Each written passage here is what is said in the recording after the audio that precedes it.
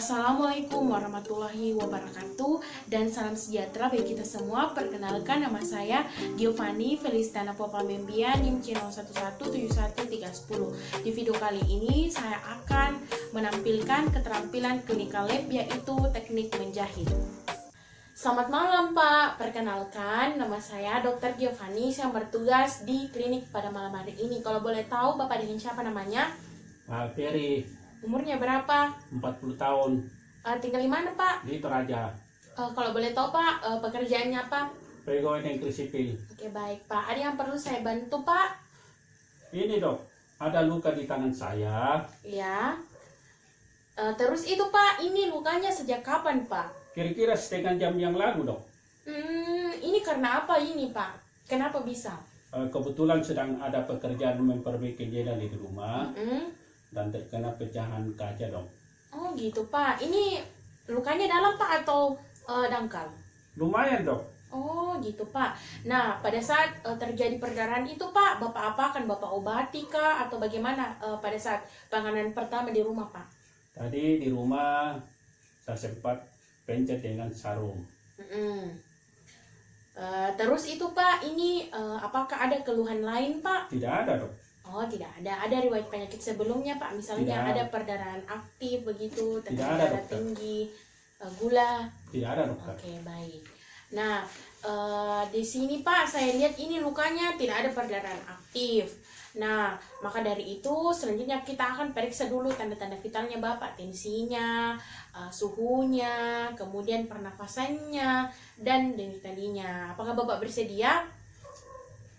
Iya. Oke, baik. Kalau begitu, kita ke meja pemeriksa dulu ya Pak. Kita akan melakukan pemeriksaan tanda-tanda vital.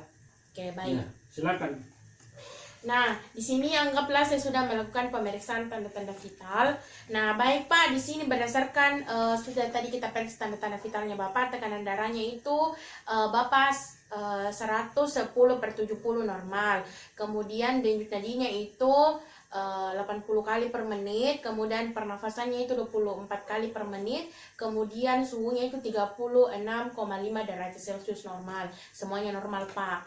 Nah, selanjutnya itu Pak, tindakan yang kita akan lakukan adalah selanjutnya Bapak akan melakukan tanda tangani surat persetujuan, di mana surat persetujuan ini merupakan surat yang Bapak harus tanda tangan, di mana kita akan melakukan tindakan untuk mengatasi lukanya Bapak, di mana pertama itu kita akan lakukan pembersihan luka dulu. Sudah itu kita akan melakukan penjahitan Bapak. Oke. Nah, mungkin nanti Bapak selama kita lakukan tindakan tersebut mungkin Bapak tidak merasa nyaman, tapi karena nyeri ya Pak, mungkin pada saat kita tekan nanti, ataupun kita bersihkan, ataupun kita jahit. Nah, maka dari itu kita akan lakukan anestesi ke lukanya Bapak. Nah, di mana Pak, sehingga Bapak itu akan merasakan kebas, nyeri terhadap lukanya Bapak. Nah, kemudian Pak, setelah itu kita akan lakukan pembersihan dan kita jahit lukanya. Nah, adapun tujuan Pak, kita harus tutup lukanya Bapak ini supaya lukanya itu tidak terjadi infeksi. Nah, kalau tidak ditutup lukanya, bisa kan masuk bakteri udara yang kotor itu Pak. Nah, sehingga juga nanti kalau cepat kita tangani, nanti ada itu skar-skar biasa Pak yang hitam-hitam, cuma sedikit saja. Nah, setelah itu Pak, nanti pada saat sudah kita lakukan teknik menjahit, Bapak datang 3 hari kemudian untuk kita bersihkan, ganti kasa baru. Nah, kemudian nanti juga kita kasih salep antibiotik. Nah, salepnya itu dipakai tiap hari, di mana salepnya itu untuk tidak mencegah terjadinya infeksi. Nah, Bapak juga nanti karena lukanya ini di ekstremitas, kita akan nanti ini Pak lakukan pembebasan penjahitan itu setelah 2 minggu. Berdasarkan dari pemeriksaan tadi Pak, untuk diagnosis daripada kulitnya Bapak itu adalah vulnus schism et causa benda tajam pada regio antebrachii sinistra. Artinya Pak, lukanya itu disebabkan karena benda tajam. Letaknya itu pada lengan kanan, kiri, bawah, Pak. Ya, ya. Nah, tadi kan saya sudah jelaskan mengenai tujuannya maupun tindakannya, Pak. Nah, kalau boleh tahu, Pak, ada yang mau ditanyakan lagi, Pak? Tidak ada, dokter. Oke, baik. Nah, baik, Pak. Ini adalah surat persetujuan yang Bapak harus tanda tangan untuk kita melakukan tindakan. Nah, tapi Pak, ini Ya, oke. tanda tangan Di Pak mana, dokter? di sini. Ya. Oke. Oke, terima kasih, Baik, dokter. Pak. Selanjutnya itu Bapak ke meja pemeriksa lagi. Saya akan mempersiapkan alat-alat dan bahannya dulu ya, Pak. Ya. Alat dan bahan di sini ada manekin, kemudian ada handscoon steril, kemudian di sini ada 2 buah klem, di mana ada klem panjang dan klem bengkok atau nama lainnya adalah mosquito. Kemudian di sini ada needle holder lengkap dengan jarumnya. Kemudian di sini ada 2 buah penjepit, di mana yang satunya itu penjepit daripada chirurgir, di mana ujungnya itu dia tajam. Kemudian ini adalah penjepit jaringan, di mana penjepit jaringan itu ujungnya itu dia bergerigi dan tidak tajam. Kemudian di sini ada scalpel, di mana anggaplah di sini ada sudah ada dari pisau bisturinya. Kemudian di sini ada 2 buah gunting, di mana yang satunya itu adalah gunting jaringan dan gunting benang. Kemudian di sini ada duk, di mana duk fungsinya itu untuk mengisolasi daripada daerah luka yang akan kita tangani. Kemudian di sini ada kasa steril. Kemudian di sini ada kom, di mana kom itu berisi nanti betadine ataupun NaCl. Kemudian di sini ada lidocaine 2%, di mana kita akan lakukan anestesi beserta dengan spoid. Kemudian di sini ada NaCl, itu fungsinya adalah untuk membersihkan luka. Di sini ada alkohol untuk asepsis. Kemudian di sini ada betadine juga untuk asepsis. Kemudian di sini ada 2 buah benang, di mana 2 buah benang ini dia itu fungsinya berbeda-beda. Nah, di mana benang yang ini adalah benang yang akan kita gunakan pada luka yang dalam ataupun subkutis, di mana itu bersifat absorbable. Kemudian benang yang ini adalah kita gunakan untuk luka yang mengenai kulit saja, di mana dia itu sifatnya non absorbable. Nah, di mana biasanya ini kita akan angkat kembali dari jahitannya.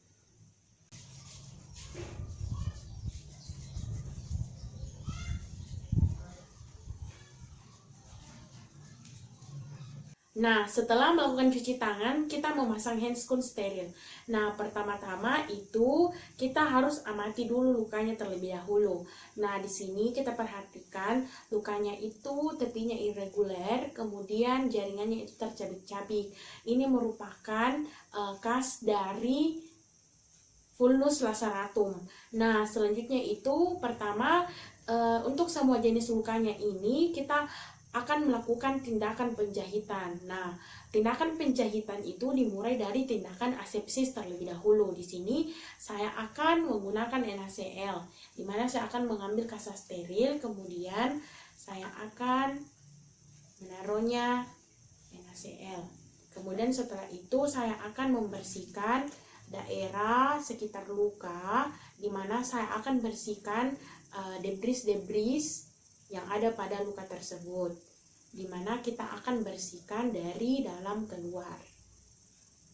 Nah, kemudian kita buang ke tempat sampah medis. Nah, kemudian setelah itu selanjutnya adalah tindakan asepsis menggunakan betadine. Nah, sama seperti tadi kita mengambil kasa steril, kemudian di sini saya akan mengambil betadine. Kemudian setelah itu saya akan melakukan asepsis, di mana saya akan melakukan asepsis itu dari dalam keluar. Nah, tindakan ini bisa kita lakukan sebanyak 2-3 kali. Nah, baik. Nah, anggaplah saya sudah melakukan asepsis 2-3 kali.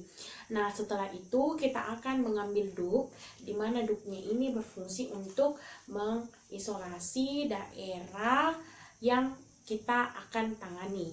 Nah, setelah itu kita akan melakukan anestesi lokal terhadap luka tersebut. Nah, di mana di sini saya menggunakan spoid. kemudian saya nanti dibantu oleh asisten saya untuk mengisi daripada hidung kainnya. Nah, anggaplah di sini saya dibantu oleh asisten saya, di mana saya akan mengambilnya sesuai dengan dosis daripada pasien. Nah, setelah itu saya akan menghilangkan bubble-bubble yang ada di dalam spoit dengan memberikan detek-detek seperti ini. Kemudian kita tes. Oke, sudah bisa kita gunakan.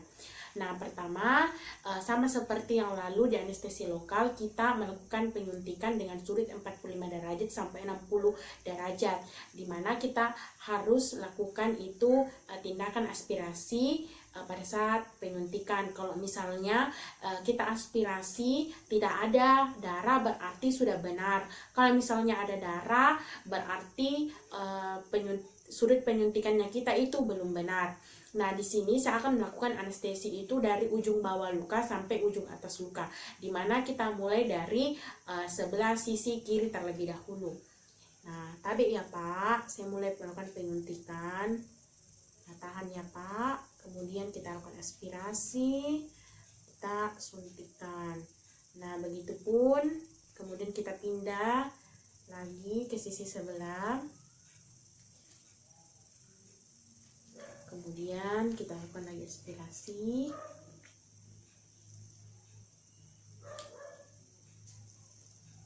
Kemudian kita ke sisi sebelahnya lagi.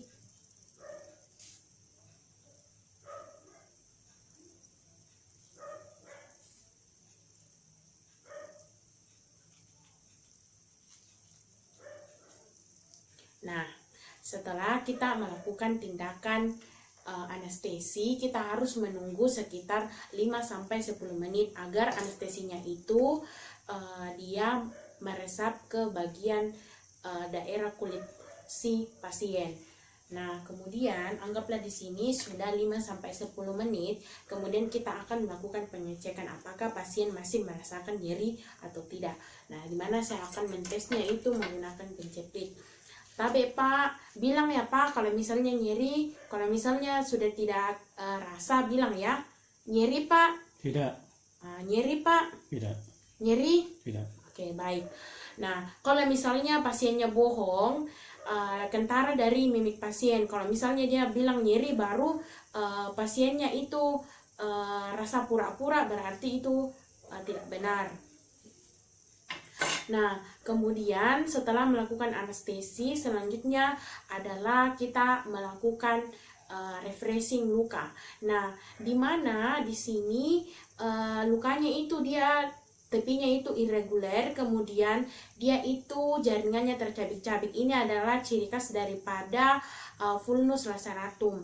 Nah, di mana kita harus lakukan refreshing luka agar memudahkan kita menjahit lukanya. Nah, di sini kita bisa menggunakan bisturi ataupun gunting jaringan. Di sini saya menggunakan gunting jaringan dan pinset anatomikum, di mana saya akan memulai bersihkan. Saya akan menggunting daerah jaringan yang tercabik-cabik. Kemudian setelah itu kita juga bersihkan pada bagian daerah dalam supaya kita mendapatkan jaringan yang sehat dan kita memudahkan untuk menjahitnya. Nah, kemudian setelah rapi, selanjutnya kita juga akan melihat pada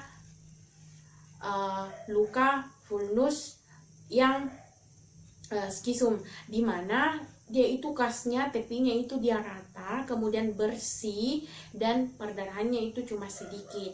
Tetapi kita harus lakukan juga sedikit refreshing agar mendapatkan jaringan yang sehat untuk kita jahit. Dimana di sini saya menggunakan pinset dan menggunakan bisturi. Nah, saya akan membersihkan sedikit supaya kita mendapatkan jaringan yang sehat. Oke. Nah, Setelah itu kita akan siap melakukan teknik penjahitan. Tetapi sebelum itu kita harus siapkan benangnya terlebih dahulu. Nah, anggaplah di sini ada asisten saya. Asisten tolong bantu. Dimana asisten saya itu dia akan memegang. Nah, dimana kita potong pada bagian yang terekspos. Jadi kita potong daerah yang terekspos. Nah, kemudian kita akan mengambil secukupnya saja benangnya. Nah, ini kita akan pasang di jarumnya. Nah, setelah itu kita akan persiapan jarumnya. Dimana untuk daripada jarumnya itu, di sini saya menggunakan needle holder. Dimana needle holdernya itu kita harus teknik pemakaiannya itu harus benar, dimana lubang bagian bawahnya itu adalah dimasuki jari manis saya, kemudian jari tengah saya itu berada di sudut titik tumpu, kemudian jari telunjuk saya itu berada di atas atau di badan needle holder. Tujuannya itu adalah untuk mengarahkan nanti teknik jahitannya kita. Kemudian ibu jari saya itu akan berada masuk ke dalam lubang bagian atas, dimana tujuannya itu adalah untuk mengeratkan atau menguatkan nanti si needle holder. Jadi di sini saya akan ambil jarumnya.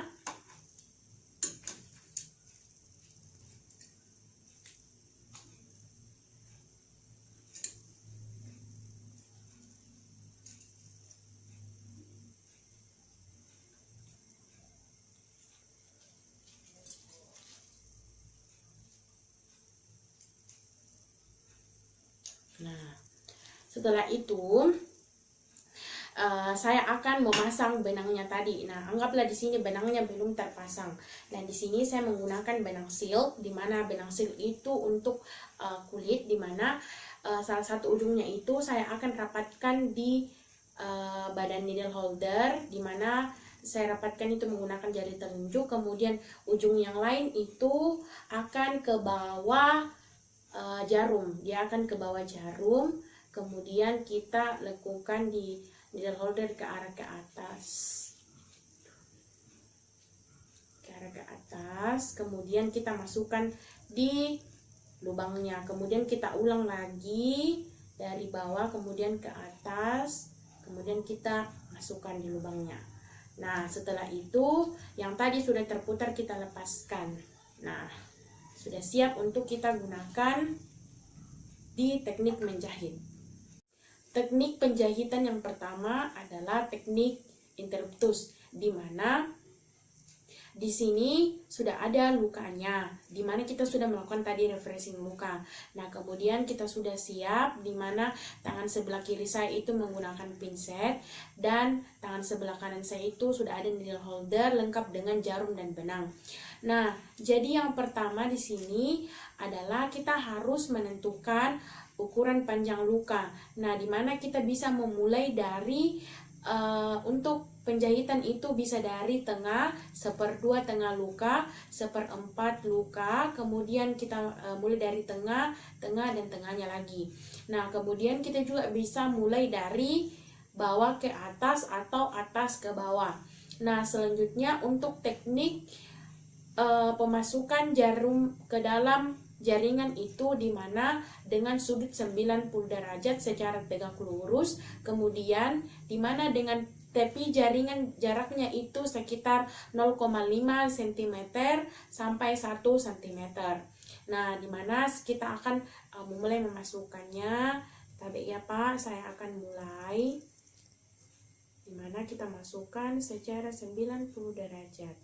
Kemudian kita akan keluarkan di subkutis. Kemudian kita lepaskan needle holder, kemudian dibantu oleh penjepit tadi. Nah, kemudian kita endor rotasikan. Kemudian kita akan lakukan di tepi yang sebelah sama tadi dengan jarak 0,5 cm sampai 1 cm. Nah, kemudian kita akan masukkan secara tegak lurus. Kemudian di sini dibantu oleh pinset. Kemudian kita tarik dengan secara rotasikan. Nah, setelah itu kita tarik lagi sampai menyisihkan ujungnya sedikit. Nah, kemudian di sini kita akan melakukan surgical knot, di mana kita akan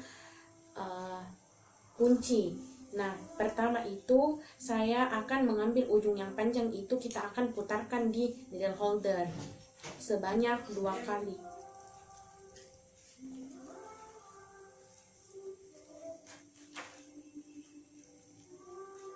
Kemudian kita akan mengambil ujungnya, kemudian kita akan masukkan ke dalam yang kita putar tadi, kemudian kita akan kunci.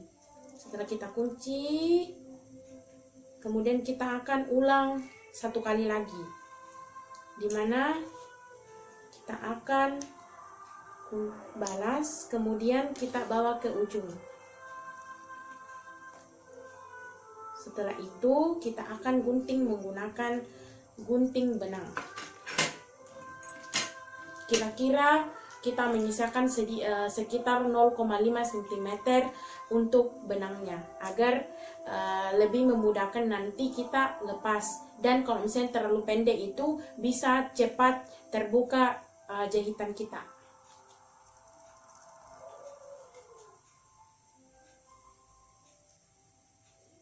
Oke.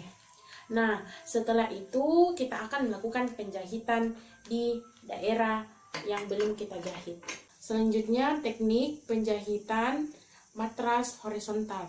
Sama tadi, dimana kita akan memasukkan jarum itu ke jaringan dengan sudut 90 derajat atau tegak lurus. Tetapi di sini kita akan menyatukan sisi tepi sebelah yang luka juga. Dimana pertama itu kita akan memasukkan dengan bantuan pinset, dimana itu tepinya itu dari tepi luka itu sekitar 1 cm. Kemudian kita akan tembus ke sisi tepi sebelah sana, sama tadi juga dengan ukuran sekitar 1 cm. Kemudian kita rotasikan, kita tarik. Kemudian setelah itu, dimana kita akan melakukan back ke bagian sebelah kanan, dimana kita akan sejajarkan dari si benangnya ini, dimana sekitar 1 cm. Jadi misalnya ini adalah titik yang tadi kita keluar benangnya, berarti jaraknya 1 cm. Kita akan melakukannya di sebelah sini. Nah, saya akan melakukan back.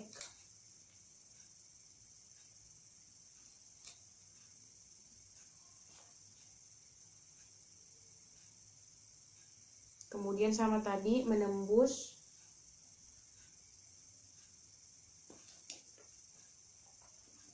sisi sebelahnya, kemudian kita tarik, kita rotasikan. Nah, dimana untuk sisi sebelah kanannya juga itu dia jaraknya itu sejajar sebanyak 1 cm. Kemudian setelah itu kita akan surgical knot.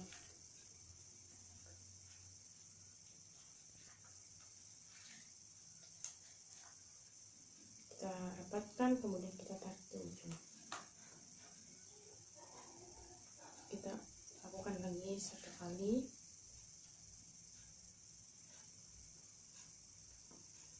Kemudian kita cut.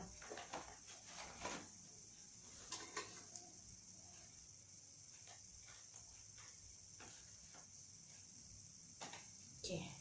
Nah, setelah itu kita jahit ke sisi yang belum. Nah, dimana teknik ini kenapa dibilang secara horizontal? Karena dia itu horizontal dengan luka. Teknik pembukaan jahitan dari teknik interruptus, dimana kita menggunakan di sini gunting dan menggunakan penjepit. Nah, ujung daripada bagian yang tajamnya ini gunting itu kita akan masukkan ke dalam jahitan tadi, dimana pada bagian tepi bawahnya yang bukan simpulnya. Kemudian kita akan melakukan pengguntingan di mana sepangkal mungkin, seproksimal mungkin dengan kulit, tapi jangan sampai kulit itu ikut tergunting juga. Nah, kemudian kita akan gunting. Nah, kemudian kita akan tarik titik simpulnya.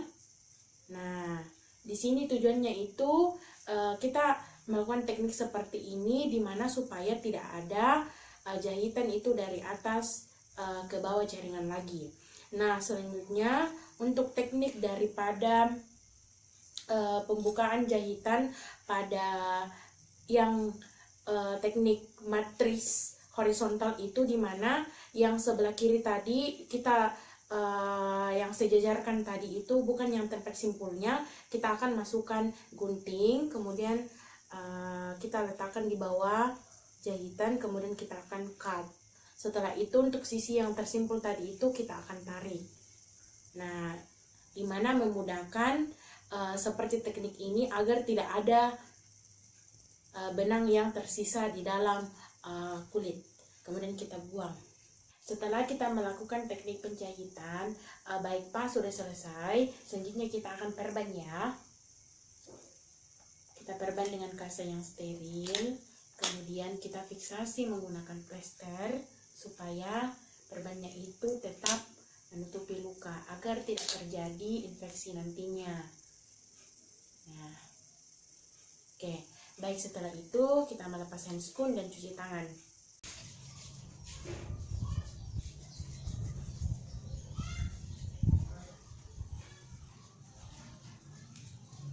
Nah, nanti Pak, Bapak datang itu 3 hari ke depan untuk kita ganti nanti kasanya.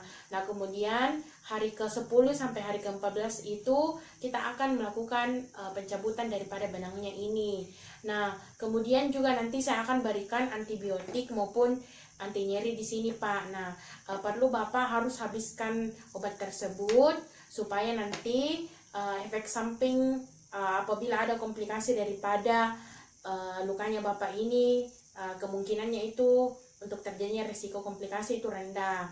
Nah, baik Pak, nanti juga Bapak itu jaga baik-baik daripada lukanya, jangan sampai terkena kotoran. Ada yang Bapak mau ditanyakan? Ini dokter, untuk perban ini apakah boleh basah dokter? Oh, tentu tidak boleh Pak. Jadi perbannya ini kalau misalnya basah Pak, nanti itu bisa merembes itu air ke dalam lukanya Bapak. Nah, nanti menghambat daripada proses penyembuhan luka. Nah, di mana Pak kalau misalnya ini semakin kasanya itu semakin basah, nanti kasanya itu akan kita semakin cepat ganti Pak. Jadi kalau misalnya ada nanti apa-apa terjadi terhadap lukanya Bapak, atau misalnya Bapak merasa sakit-sakit, bisa kembali kontrol ke kami. Nah, jadi Pak, kalau misalnya Bapak mandi, mungkin Bapak itu bisa membungkusnya menggunakan plastik Pak ya, atau mungkin lap-lap dulu, atau mandi itu angkat saja tangannya seperti begini supaya tidak terkena air. Kalau misalnya terkena air itu menghambat daripada penyembuhan lukanya Bapak. Nah, baik Pak, ada yang mau perlu tanyakan lagi? Ya, dokter. Oke, baik. Ini obatnya Pak. Ya, terima kasih Silakan dokter. diminum ya Pak, datang konsultasi kalau misalnya ada apa-apa. Ya, oke, Terima kasih terima Pak, kasih. selamat malam. Demikianlah video mengenai teknik menjahit. Mohon maaf apabila ada kata dan salah. Saya Giovanni Felistana Popamembia, mohon pamit undur diri. Sekian dan terima kasih.